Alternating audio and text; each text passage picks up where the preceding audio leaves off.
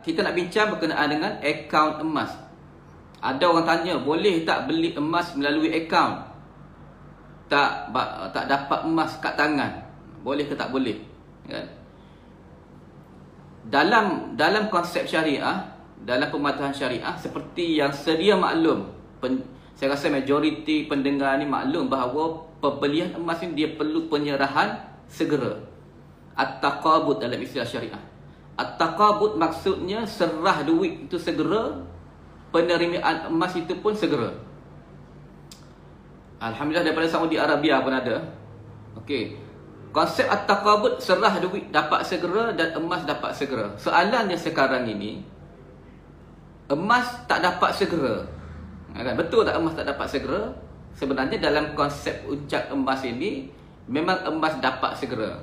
Cuma dapatnya bukan di tangan, dapatnya di dalam akaun. Boleh ke tak boleh? Seperti mana saya sebut tadi, at-taqabud konsepnya ialah perlu serah segera. Walau bagaimanapun, syariah dalam mana-mana kitab fiqh, dalam mana-mana kitab fiqh, dalam mana-mana kitab, mana-mana mazhab tidak pernah menetapkan kaedah serahan itu. Syekh Ahmad Fahmi Abu Sunnah, ulama Azhar, dalam kitabnya berkenaan dengan uruf dan adah, dia kata di antara perkara dalam jual beli yang ditentukan oleh adat ataupun kebiasaan adalah bentuk serahan. Bagaimana proses serahan itu Islam tak tetapkan, dan Islam berikan flexibility kepada uruf masyarakat, kepada amalan masyarakat. Bagaimana masyarakat anggap benda itu sebagai serahan. Dalam konsep uncak emas ini atau konsep akaun emas ini, bentuk penyerahan itu adalah dalam bentuk akaun. Maksudnya serahan sudah berlaku tetapi dalam bentuk akaun. Banyak di antara kita yang ada akaun bank, kan, akaun bank. So duit-duit yang ada dalam akaun bank itu kita tengok, adakah kita pegang duit ringgit? Tak pegang. Kita cuma tengok duit kita dah ada dalam akaun. Maksudnya apa? Maksudnya kita dah memiliki duit tersebut dan mempunyai hak untuk menguruskan duit tersebut. Kita dah pegang duit, tetapi kita tak pegang duit secara fizikal. Kita pegang hanya akaun bank yang mana kita ada kuasa untuk mengeluarkan duit pada bila-bila masa yang kita nak. Sama juga dengan emas. Apabila emas dah masuk ke dalam akaun kita, dia sudah jadi milik kita, dan pada bila-bila masa sahaja kita boleh withdraw emas tersebut, redeem emas tersebut pada bila-bila masa yang kita suka. Jadi once kita beli, kita klik buy now, itu kita setuju pembelian, tapi kita masih akad tak berlaku lagi, kan? Bila dah masuk dalam kad, once payment sudah dibuat, secara automatik kat situlah akad berlaku dan penyerahan masuk ke dalam akaun kita, dan kita sudah dianggap sudah menerima emas, dan penjual pula sudah menerima duit kita. Cuma dalam aspek teknikalnya, saya perlu jelaskan supaya lebih telus. Kadang-kadang penjual itu mungkin duit itu masuk dalam sistem di akaun bank dia dulu, tapi kita sudah anggap sebagai dia sudah memiliki duit tersebut yang kita bayar.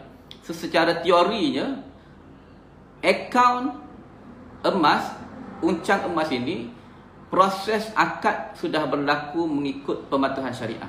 Cuma apa yang perlu dipastikan oleh mana-mana bank, mana-mana syarikat-syarikat emas yang nak buat produk akaun emas ini, perkara pertama yang dia perlu pastikan ialah emas itu, semasa dia nak jual itu, emas itu cukup. Dan emas itu pada setiap masa cukup dengan jumlah pemilikan pembeli. Dia tak boleh emas ada 1 kilo, pembeli nak beli 2 kilo, tak boleh, kan? Emas ada setengah kilo, pembeli nak beli 1 kilo, tak boleh. Dia kena tutup sistem. So antara keistimewaan uncang gold KAB ni, di dalam sistem sudah cukup jelas berapa stok emas yang ada. Kalau siapa login KAB Gold, tengok uncak emas itu, antara sistem yang saya anggap telus dan terbaik ialah, dan tidak dibuat oleh bank-bank sekalipun, berapa emas yang masih ada untuk dibeli. Maksudnya apa? Maksudnya kalau emas dalam sistem itu sudah habis, maka pembeli tak boleh beli dah. Dia dah stop, sistem dah lock, tak boleh beli. KAB kena buat tindakan, kena restock balik untuk membolehkan pembeli baru membeli emas. Selagi tak restock, sistem tidak akan dapat menjual emas yang baru. Nah, itu antara perkara yang keistimewaan KAB Gold berbanding dengan sistem jual beli emas yang lain yang ada di pasaran, yang mungkin ada pematahan syariah macam di bank-bank, tetapi dari sudut ke transparansi ataupun ketelusan dia lebih telus. Jadi kita boleh tengok emas berapa stok ada, dan kita boleh beli, tengok basarkan stok tersebut.